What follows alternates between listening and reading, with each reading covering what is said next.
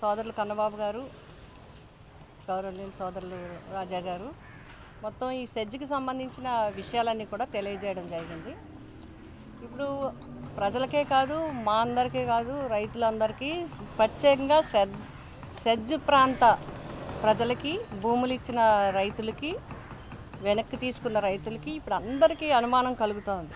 మొన్నటిదాకా అభూత కల్పనలు, అబద్ధాలు, కల్పితాలు చేసి అధికారం కోసం ప్రచారం చేశారు. సరే, ఏ కారణంగా ఎలా వచ్చినా అధికారంలోకి మీరు వచ్చారు, ప్రతిపక్షంగా మేము ఉన్నాం. ఇప్పుడు సెజ్కి సంబంధించిన విషయం అంతా 2003 నుంచి ఇవాళ 2024 దగ్గర 21 సంవత్సరాలు అవుతుంది.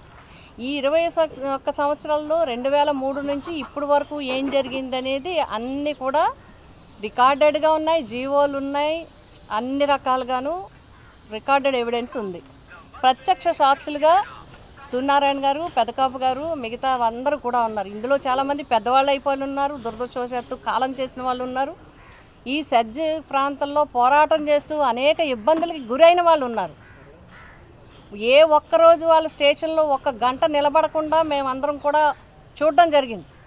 బట్ మీరు సెజ్ రద్దు చేస్తానని నమ్మకాన్ని కలిగించి ఏరువాక సాగి మొత్తం సెజ్ భూములన్నీ వెనక్కి వచ్చేస్తాయి, సెజ్ రద్దు అయిపోద్దంటే అందరూ నమ్మి అధికారం ఇచ్చిన తర్వాత వెనక్కి వచ్చి మీకు ఇంకో 2 లక్షలు ఇస్తాం, భూములన్నీ ఇచ్చేయండి అని ఇప్పుడు కన్నబాబు గారు చెప్పినట్టుగా అసైన్డ్ ల్యాండ్లు అవి ఇవి అన్నీ కూడా రాజా గారు చెప్పినట్టుగా తొండంగి మండలంలో ఇవన్నీ కూడా మళ్ళీ వాళ్ళకి అప్పచెప్పి సెజ్ అంతా అయిపోయిందని సెజ్ నుంచి వీళ్ళని బెదిరించి వీళ్ళని అన్ని రకాలుగా ఇబ్బందులు పెట్టి స్టేషన్లో గంట కూర్చొని వాళ్ళని సెంట్రల్ జైల్లో కూర్చోబెట్టి సెంట్రల్ జైల్లో రోజుల తరబడి, వారాల తరబడి, నెలల తరబడి వాళ్ళని అక్కడ ఉంచి అన్ని రకాలుగా రైతులను అవమానించి ఇన్ని చేసినా కూడా మళ్ళీ ఇప్పుడు అధికారంలోకి వచ్చిన తర్వాత ఇప్పుడు మళ్ళీ ఇది మొదలు పెట్టడానికి కారణం ఏంటనేది నా ప్రశ్న. ఏం ఉద్దేశించి మళ్ళీ సెజ్ నుంచి ఏం ఆశించి ఇవన్నీ కూడా లేనిపోనివి కల్పించి చేస్తున్నారు? 2180 ఎకరాల భూమిని భారతదేశం మొత్తం మీద ఏ ఒక్క సెజ్లో కూడా ఎవ్వరు కూడా వెనక్కి 1 ఎకరం కాదు కదా, 1 సెంటు కూడా వెనక్కి రైతులకు ఇచ్చింది లేదు. ఒక ఆంధ్రప్రదేశ్లో జగన్మోహన్ రెడ్డి గారు ముఖ్యమంత్రిగా ఉండగా వాళ్ళందరికీ కూడా న్యాయం చేయడం జరిగింది. రైతుల యొక్క గౌరవాన్ని నిలబెట్టడం జరిగింది. రైతుల ఉద్యమాన్ని గౌరవించడం జరిగింది. రైతులకి సంపూర్ణంగా, రైతు కుటుంబాలకి ఏవైతే 6 గ్రామాలు ఉన్నాయో ఈ 6 గ్రామాల్లో ఉన్న వాళ్ళకు ఉన్న అటాచ్మెంట్ని అంతటినీ కూడా అర్థం చేసుకుని, వాళ్ళ బాధను అర్థం చేసుకుని, వాళ్ళ సెంటిమెంట్ని అర్థం చేసుకుని ఆ 6 గ్రామాల ప్రజలు అక్కడే ఉండే విధంగా చేసి అన్ని రకాలుగా సెజ్కి న్యాయం చేస్తే మీరు అధికారంలోకి వచ్చేటప్పుడు ఇప్పుడు చేయాల్సిందేంటి? 2180 ఎకరాల్లో ఎంత ల్యాండ్ ఇచ్చారనేది అందరికీ తెలుసు. ఆల్రెడీ ఆటోమేటిక్గా అందరికీ దగ్గర 1000 ఎకరాలు, 1200 ఎకరాలు ఆల్రెడీ ట్రాన్స్ఫర్ అయిపోయింది. మిగతాది జీరో రిజిస్ట్రేషన్ గురించి, రిజిస్ట్రేషన్ ఆఫ్ స్టాంప్స్ దగ్గర, పోస్టల్ స్టాంప్స్ అండ్ రిజిస్ట్రేషన్ దగ్గర పెండింగ్లో కొన్ని ఉన్నాయి. అవి మీరేం చేయాలి? వెంటనే చేసి ఆ పెండింగ్ తీసి దానికి ఉన్న ఇవి సర్దుబాటు చేసి వెంటనే రైతులకి మిగతా రిజిస్ట్రేషన్ చేయాల్సిన అవసరం ఉంది. మేము నిన్న ఈరోజు పత్రికల్లో కొన్ని పత్రికల్లో వార్తలు చూస్తుంటే ఇంత అభూత కల్పనలు, ఇంత అబద్ధాలు ఎందుకు చెప్తారని ఒక రైతు ఫోటో వేశారు. పాపం ఆ రైతుకు కూడా తెలియదు. అతని ఈ ప్రాబ్లం, రిజిస్ట్రేషన్కి ఉన్న టెక్నికల్ ప్రాబ్లం వల్ల చేయకపోయినా ఎస్ఈజెడ్ నుంచి తనకు రావాల్సిన భూమిని తను తీసుకుని అందులో తనకు కావాల్సిన వ్యవసాయం చేసుకునే వాళ్ళు, లేకపోతే ఇల్లు కట్టుకున్నాలన్న వాళ్ళు చేసుకుంటూ ఉండగా కూడా నాకేం రాలేదని. ఇగో ఇప్పుడు మన కళ్ళ ముందే పెద్దలంతా ఉన్నారు.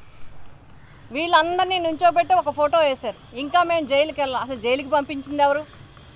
ఆ ఎఫ్ఐఆర్లు ఎవరు వేశారు వాళ్ళ మీద కేసులు? తీయమనండి, వాళ్ళే చెప్తారు. ఇప్పుడు ఎవరు పెట్టిన కేసులకి వాళ్ళు శిక్షలు అనుభవించారు. ఎవరికి పెట్టిన కేసుల వల్ల వాళ్ళు ఇప్పటికీ ఇంకా వాయిదాలకు వెళ్తున్నారు. ఏమీ తెలియవా? నా అనుమానం ఏంటంటే మళ్ళీ ఈ సెజ్ మీద అబద్ధపు ప్రచారం ఎందుకు ప్రారంభించారు? మళ్ళీ ఏం చేయబోతున్నారు? ఇప్పుడు అంతా క్లియర్ అయిపోయింది. సెజ్కి ఇచ్చే భూమి సెజ్కి ఇచ్చారు. అక్కడ పోర్టు నిర్మాణం అవుతుంది. ఎవరు రైతులు చాలామంది తీసుకున్నారు. ఇంకా జరగాల్సింది టెక్నికల్ రీజన్స్తో జరగాల్సింది అది ఆటోమేటిక్గా కలెక్టరు వాళ్ళు ఉండి రిజిస్ట్రేషన్ వాళ్ళు మాట్లాడుకుని రైతులకి వాళ్ళకి ఏ భూమి ఎవరికి ఇచ్చారో రిజిస్ట్రేషన్ చేసేస్తారు. బదలాయింపు అఫీషియల్గా జరిగిపోతుంది. మరి ఇప్పుడు ఎందుకు ఈ దుష్ప్రచారం మొదలు పెట్టారు అంటే దీని మీద ఏదో కుట్రకోణం ఉంది. మళ్ళీ ఈ ఎస్సీజెడ్ని ఇంకో రకంగా ఎవరికైనా మళ్ళీ ఈ రైతులందరి నుంచి మళ్ళీ ఏదైనా తీసుకుని చేయడానికా, లేకపోతే ఎందుకు ఈ దుష్ప్రచారము అబద్ధపు ప్రచారము ఇప్పుడు ఎస్సీజెడ్ మీద ఎందుకు ప్రారంభించారు అనేది మాకు వచ్చింది. ఇప్పుడు రాజా గారు కన్నబాబు గారు చెప్పినట్టుగా ఖచ్చితంగా ఎంక్వైరీ చేయాలి దీని మీద. 2003 నుంచి అడుగడుగున రోజు రోజుకి ఇన్ని సంవత్సరాల్లో ఏం జరిగిందో ప్రజలకి తేటతెల్లం చెయ్యాలి.